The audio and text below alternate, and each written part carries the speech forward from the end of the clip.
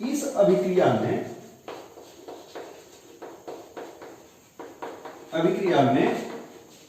किसी धातु यौगिक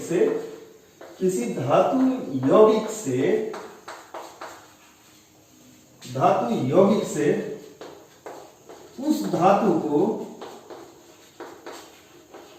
उस धातु को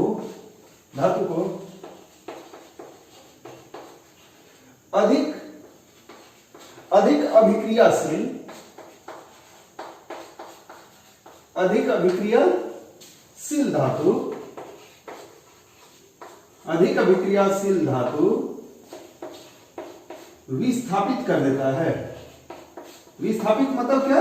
हटा देता है, विस्थापित कर देता है।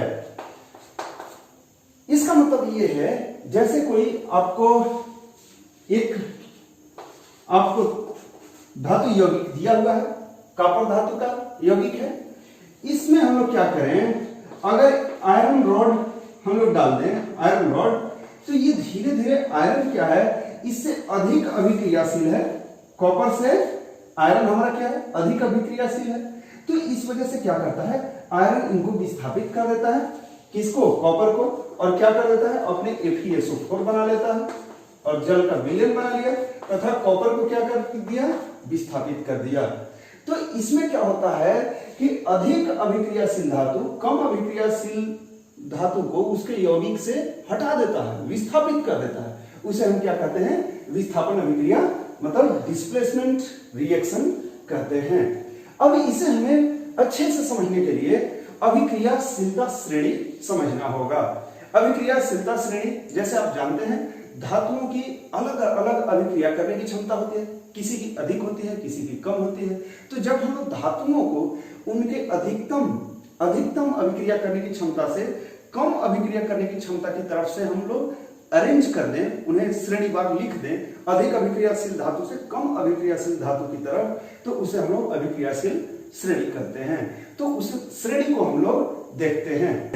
सक्रियता अथवा अभिक्रियाशीलता श्रेणी में सबसे अधिक जो अभिक्रियाशील होता है पोटेशियम, जिसका सूत्र क्या है, K, इसके बाद सोडियम, उसके बाद calcium, then magnesium, then aluminium, उसके बाद जिंक, फिर आयरन जिसे लोहा कहते हैं, इसके बाद लेड और इसके बाद हाइड्रोजन। देखिए यह हाइड्रोजन धातु नहीं है, फिर भी यह धातुओं के सक्रियता श्रेणी के बीच में है, क्योंकि यह धातुओं जैसा भी स्वभाव दिखाता है।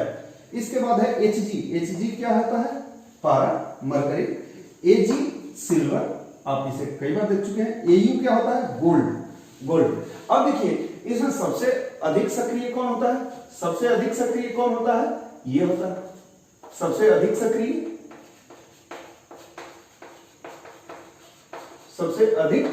सक्रिय धातु, और सबसे कम गोल्ड होता है, सबसे कम सक्रिय। इसका मतलब क्या हुआ कि आप जब नीचे से ऊपर की तरफ जाएंगे तो सक्रियता क्या होगा, बढ़ेगा, अथवा ऊपर से जब नीचे आएंगे तो सक्रियता क्या होगा, घटेगा। तो इधर से आप देखिए, जब नीचे से ऊपर जा रहे हैं तो सक्रियता बढ़ते जा रहा है। अब हम लोग रासायनिक अभिक्रियाओं को देखेंगे। अभी हमने एक रासायनिक अभिक्रिया देखा था, विस्थापन अभिक्रिया का, जैसे कॉपर सल्फेट में जब आपने लोहा का रॉड डाल दिया, लोहा का, अभी आपने देखा था कॉपर सल्फेट में जब आपने लोहा का रॉड डाल दिया, लोहा का छड़ डाल दिया, तो क्या होता है, यहां FeSO4 बनता है, FeSO4 फेरस सल्फेट तथा कॉपर सॉलिड बन जाता है। यह क्या है, कॉपर सल्फेट,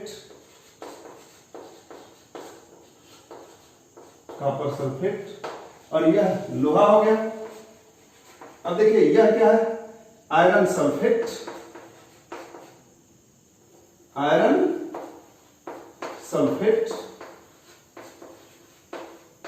तथा यह क्या हो गया, कॉपर हो गया। अब देखिए जो कॉपर सल्फेट होता है, इसका विलयन कैसा होता है, नीला रंग का होता है, इसका रंग नीला होता है। तो देखा गया कि जो हमने एक बीकर लिया इसमें हमने कॉपर सल्फेट लिया है, कॉपर सल्फेट का हमने विलयन लिया है। इसमें क्या किया गया, एक आयरन का रॉड रख दिया गया, यहां Fe का छड़ रख दिया गया। तो समय के साथ यह जो नीला विलयन था, नीला विलयन, इसमें क्या होता है, धीरे धीरे समय के साथ यह क्या हो जाता है, यहां पर जो विलयन था यह हल्का हरे रंग का हो जाता है, हल्का हरे रंग का हो जाता है। तथा जो आयरन रॉड है, जो Fe का छड़ है, इस पर देखा गया कि छोटे छोटे भूरे भूरे कण आ गए।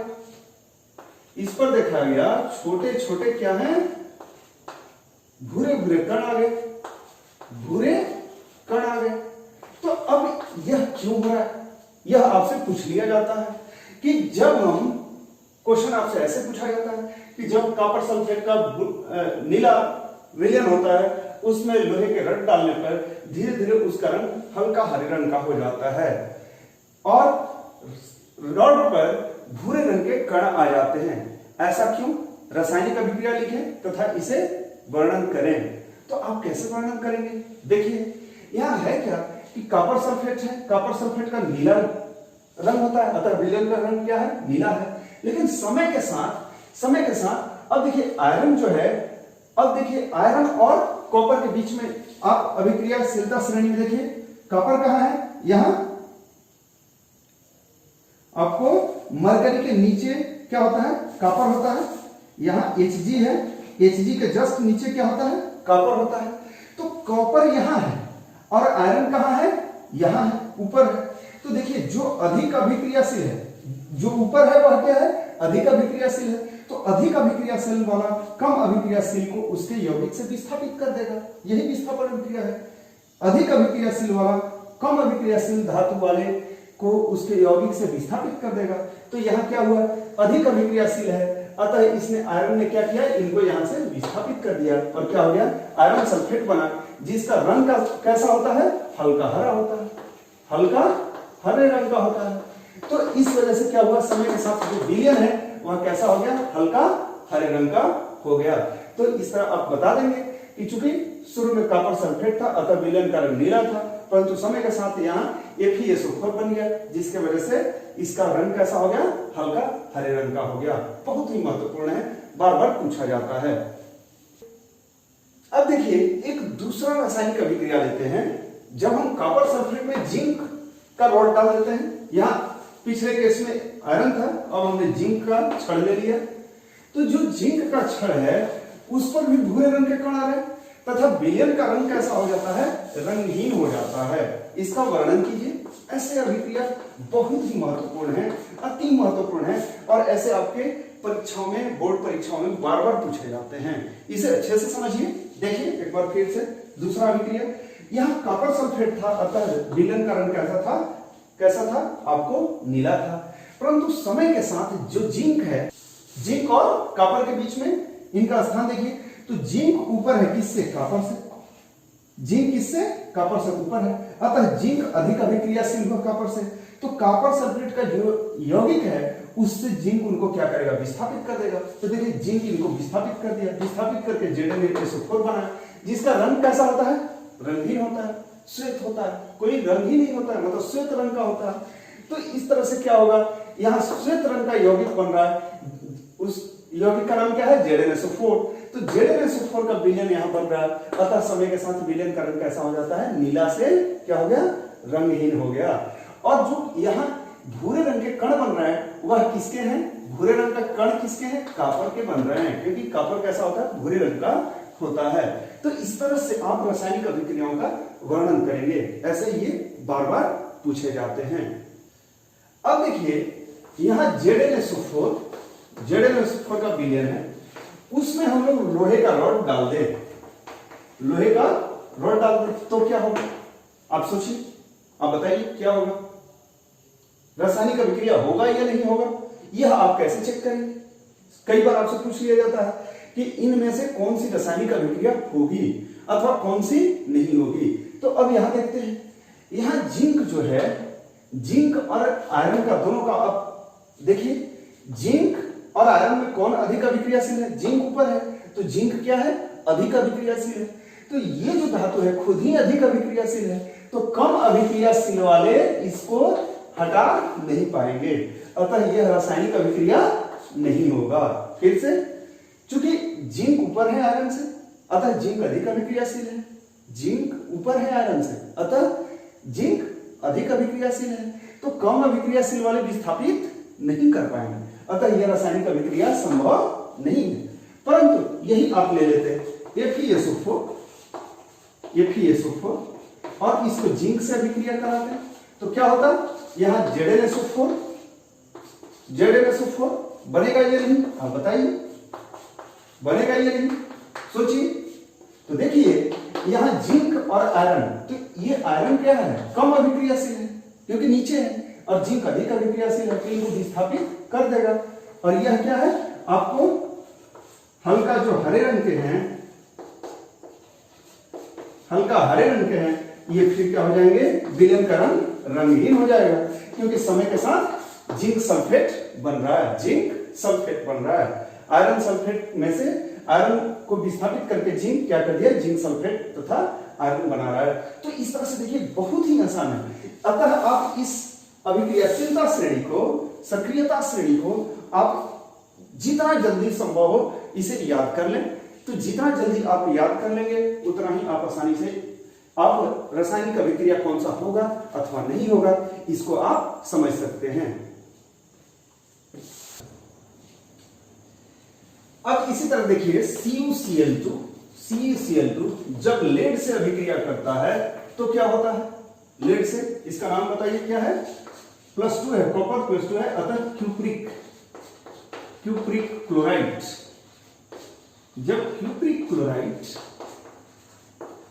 अभिक्रिया करेगा लेड से तो क्या होगा?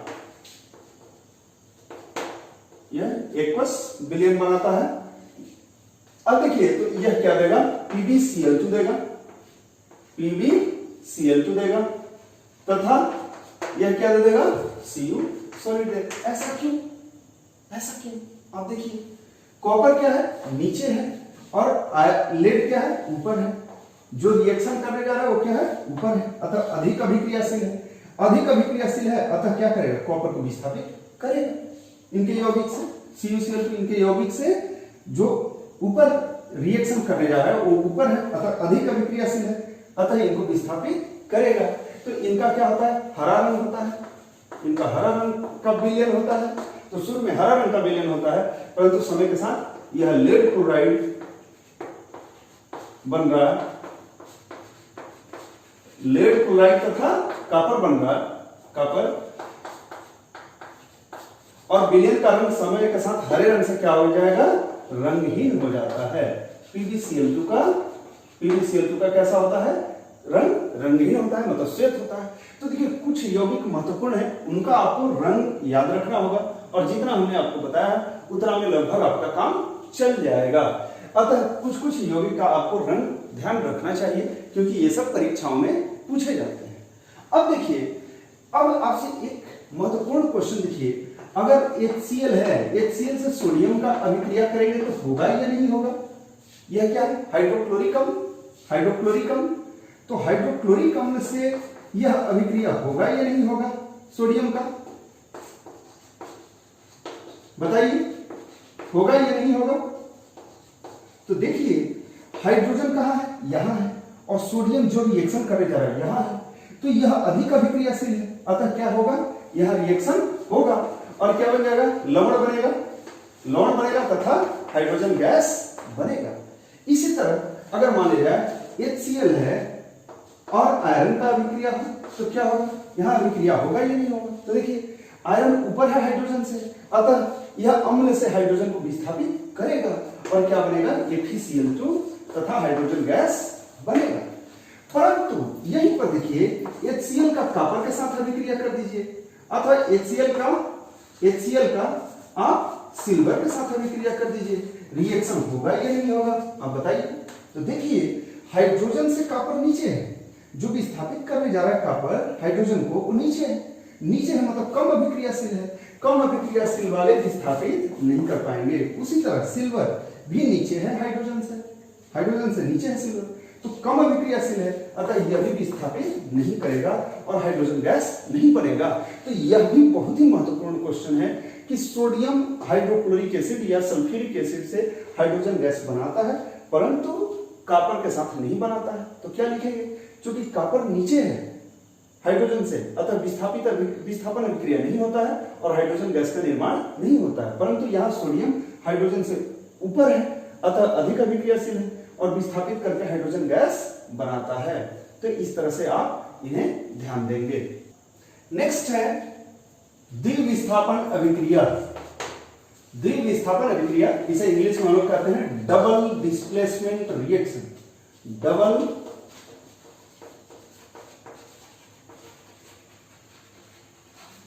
Displacement reaction, double displacement reaction. अब देखिए जैसे यहां देखिए पिछले वाले में सिर्फ विस्थापन था, मतलब एक धातु का विस्थापन हो रहा था, परंतु यहां क्या है, द्विविस्थापन, मतलब दो धातुओं का विस्थापन होता है। दूसरे शब्दों में इस अभिक्रिया में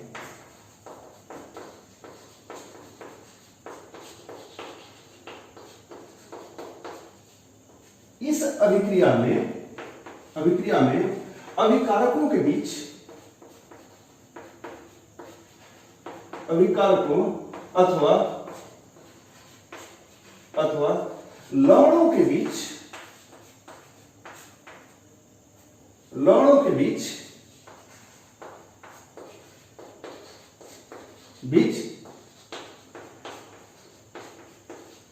आयन का आदान प्रदान होता है। आयन का आदान प्रदान होता है, मतलब देखिए इसमें जो दो अभिकारक होते हैं वो दोनों क्या होते हैं, लवण होते हैं। तो दोनों लवणों के बीच में क्या होता है, आयन आपस में आदान प्रदान होते हैं। जैसे सोडियम सल्फेट तथा बेरियम क्लोराइड जब रिएक्शन करते हैं तो क्या होगा, यह क्या है, सोडियम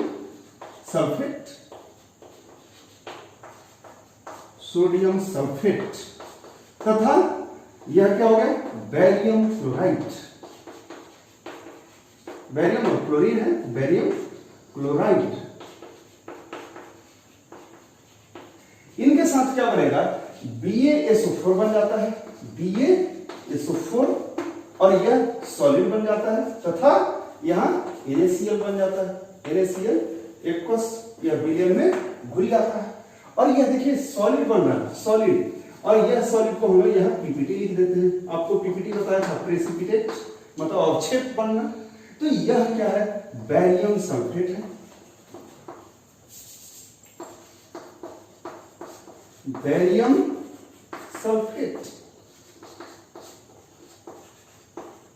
सल्फेट, और इसके वजह से क्या होता है, सफेद अवक्षेप बनता है, अवक्षेप बनता है। तो यहां देखिए यह संतुलित रासायनिक अभिक्रिया है। यह क्या होता है, एक्वस होता है, विलयन में होता है, यह भी एक्वस होता है, यह प्रेसिपिटेट बन गया, अवक्षेप बन गया। जो यहाँ NaCl बना यह भी क्या है, यहाँ विलयन में घुला हुआ है। तो देखिए यहाँ पर सफेद अवक्षेप बना, तो ये अभिक्रिया में, जिन अभिक्रियाओं में अवक्षेप बनता है उन्हें अवक्षेपण अभिक्रिया भी कहते हैं। जिन अभिक्रियाओं में अवक्षेप बनता है उन्हें अवक्षेपण अभिक्रिया भी कहते हैं, अवक्षेपण अभिक्रिया भी कहते हैं।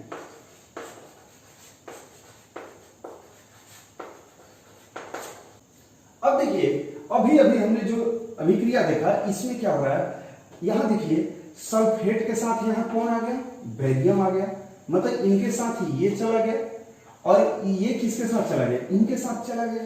तो यहां देखिए इसका आयन इसके साथ चला गया, इसका आयन क्लोरीन के साथ चला गया, यहाँ जो धनायन है इसके एनायन के साथ गया और इसका धनायन इसके एनायन के साथ है, मतलब यहाँ आयनों का आदान प्रदान हो रहा है। अतः इसे हम लोग क्या कहते हैं, द्विविस्थापन अभिक्रिया कहते हैं। इसी तरह एक दूसरा रासायनिक अभिक्रिया लीजिए, जब हम लोग सिल्वर नाइट्रेट AgNO3 एक्वस को हम लोग सोडियम क्लोराइड के साथ रासायनिक अभिक्रिया कर दीजिए, करिए, तो क्या होगा, यहां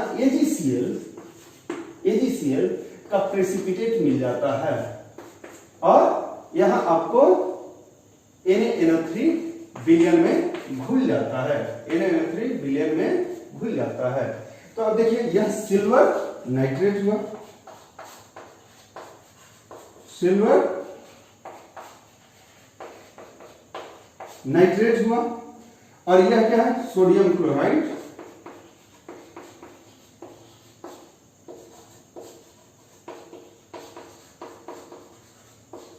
सोडियम क्लोराइड हुआ, और यह क्या है, सिल्वर क्लोराइड बनेगा, यहां सिल्वर क्लोराइड बनेगा, और यह क्या हो गया, सोडियम और नाइट्रेट है, तो सोडियम नाइट्रेट, सोडियम नाइट्रेट। और देखिए इसके वजह से क्या बना, हमें सफेद औक्षेप मिला, सफेद औक्षेप मिला। यह अभी एक क्या है, औक्षेपण अभिक्रिया है, सफेद औक्षेप मिला, अतः यह भी एक औक्षेपण अभिक्रिया है। यहां भी देखिए इसका Ag किसके साथ चला गया, Cl के साथ, मतलब धनायन इसके ऋणायन के साथ गया, और इसका धनायन इसके ऋणायन के साथ आया NaNO3 में, और इसका धनायन इसके ऋणायन के साथ आकर के AgCl बनाया। तो यहाँ आयनों का आदान प्रदान होता है, अतः द्विविस्थापन अभिक्रिया कहते हैं। आज इतना ही, और नेक्स्ट क्लास में हम लोग रिडॉक्स अभिक्रिया का अध्ययन करेंगे। धन्यवाद।